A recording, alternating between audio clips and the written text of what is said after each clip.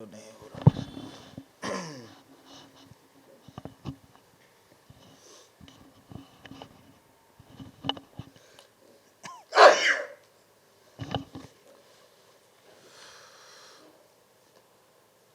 Ready sir. नमस्कार, मैं रंजीत कुमार। आप देख रहे हैं द इंग। बिहार के एक तेज तराक आईपीएस अधिकारी का इस्तीफा मंजूर हो गया। हम बात करें सुदीप लांडे का। कुछ दिनों से उनके इस्तीफा को जो इस्तीफा दिए थे उनको नामंजूर कर दिया गया था, लेकिन आखिरकार उनके इस्तीफा को आज मंजूरी मिल गई है। इसी मुद्दे पे आज हम बात करेंगे और हमारे साथ जुड़े हैं आईपीएस अधिकारी अमिताभ दास सर। सर, द इंक में स्वागत है जी। बहुत धन्यवाद आपका। एक तेज तराक आईपीएस अधिकारी का इस्तीफा मंजूर हो गया और बिहार से लगातार आईपीएस अधिकारी या तो इस्तीफा देके जा रहे हैं या फिर ट्रांसफर करवा ले रहे हैं। क्या है वजह?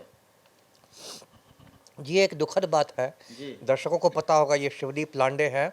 ये 2006 बैच के आईपीएस अधिकारी हैं और मूलतः महाराष्ट्र के रहने वाले हैं। जी और बिहार में इनकी एक अच्छी छवि थी। कुछ जिलों के एसपी रहे, पटना के, अररिया के, मुंगेर के, फिर आईजी थे पूर्णिया के। एक अच्छी छवि इनकी थी और इन्होंने सितंबर महीने में ही इस्तीफ़ा दे दिया था और फेसबुक पर लिख भी दिया था कि मैं इस्तीफ़ा दे रहा हूँ। लेकिन कल यानी 15 जनवरी को इनका इस्तीफ़ा फाइनली जो राष्ट्रपति महोदया हैं श्रीमती द्रौपदी मुर्मू, उन्होंने मंजूर किया है और उसके बाद गृह मंत्रालय ने अधिसूचना जारी कर दी है, नोटिफिकेशन जारी कर दिया है। तो अब इनका इस्तीफ़ा स्वीकार कर लिया गया। अब ये आईपीएस अधिकारी नहीं रहे। तो अब देखिए, ये एक बड़ा लॉस मैं इसे मानता हूँ, बिहार के लिए बड़ा नुकसान है। लेकिन ये तो पूरे हालात बिहार में बन रहा है ना, यदि एक आदमी इसके लिए जिम्मेदार है तो हमारे मुख्यमंत्री हैं पलटू राम। अब पलटू राम ने बिहार में ये स्थिति बना दी है, वो बिल्कुल माफिया सरगना के अनंत सिंह के चपरासी बन गए हैं। और ये स्थिति है कि अब बिहार में कोई भी ईमानदार आईपीएस अधिकारी जो है वो काम नहीं करना चाहता है। लोगों को लगता है कि जब मुख्यमंत्री ही किसी माफिया सरगना के चपरासी बन गए हैं, किसी माफिया गैंग में शामिल हो गए हैं, तो बिहार में क्या पुलिसिंग होगी। अभी देखिए, एक और आईपीएस हैं बिहार में, काम्या मिश्रा नाम है। अभी 2019 बैच की, काफ़ी यंग आईपीएस है और दरभंगा की ग्रामीण एसपी हुआ करती थी। उन्होंने भी कुछ महीने पहले इस्तीफ़ा दे दिया और वो इस्तीफ़ा दे के उड़ीसा चली गई। मयूरभंज की रहने वाली है, मयूरभंज चली गई। और अभी उसका इस्तीफ़ा मंजूर तो नहीं हुआ है, सरकार ने उसको उनको 6 महीने की छुट्टी दे दी है। लेकिन मुझे नहीं लगता कि अब वो छुट्टी से वापस आएंगी। और अभी मुझे पता चल रहा है कि लगभग आधा दर्जन और आईपीएस हैं जो अभी इस्तीफा अपना पॉकेट में लेके घूम रहे हैं। वो किसी भी दिन इस्तीफा दे सकते हैं। आधा दर्जन जी, बिहार के? बिहार के जी। तो बहुत ही खराब स्थिति है अब। और एक तो अब एक नया फैक्टर आ गया है, वो है डीके टैक्स।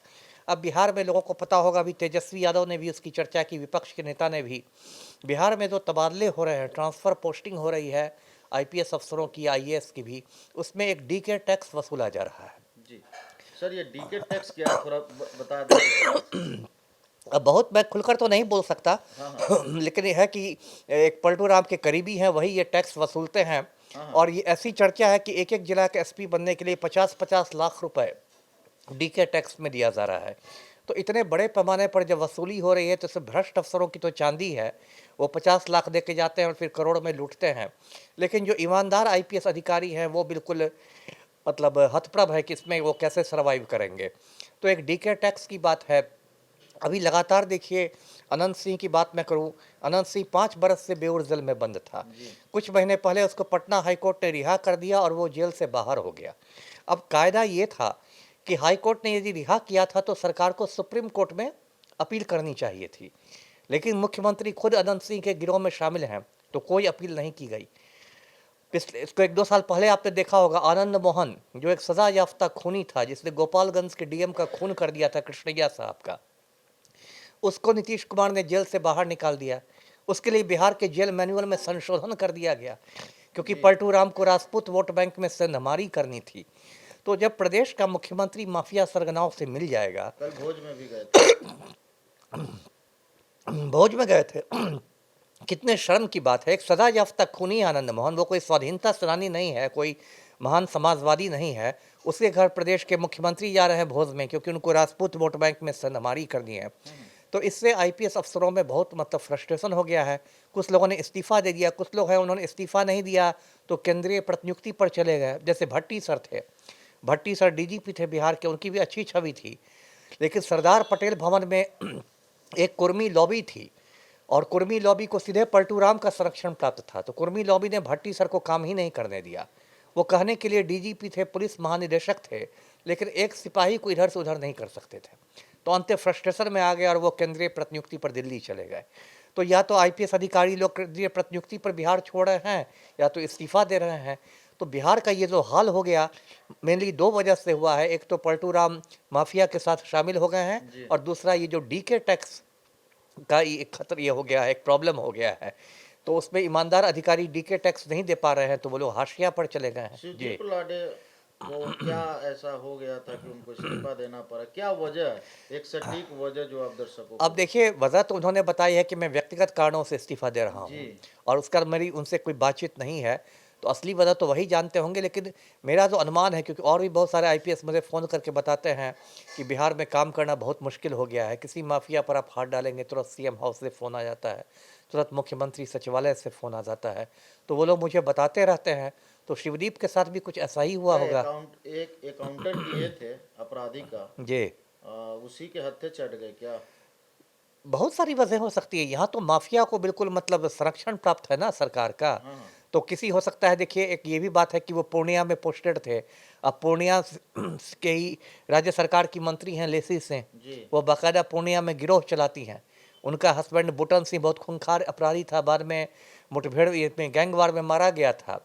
हो सकता है उन्होंने श्रीमती लेसी सिंह पर शिकंजा कसने की कोशिश की हो पूर्णिया में, तो इसलिए पलटू राम के निशाने पर आ गए हों।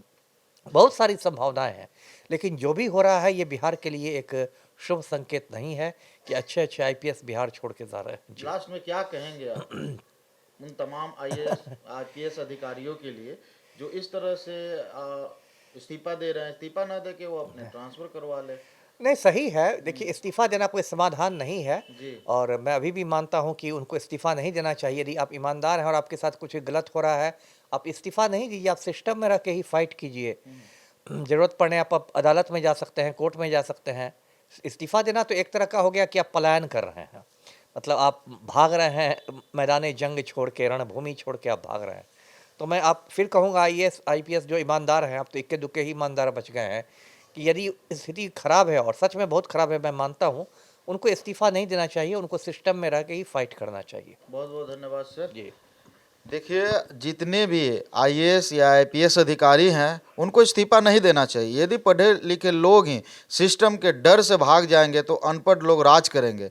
तो उनको अनपढ़ लोग को राज न करने दिया जाए। आप अपने जज्बे के साथ उन पे शिकंजा कसे, यहाँ न सही कहीं और ट्रांसफ़र करके वहाँ के आतंकवादियों को, मवालियों पे शिकंजा कसे, लेकिन इस्तीफा न दे। इस्तीफा देने से उनका मनोबल बढ़ेगा।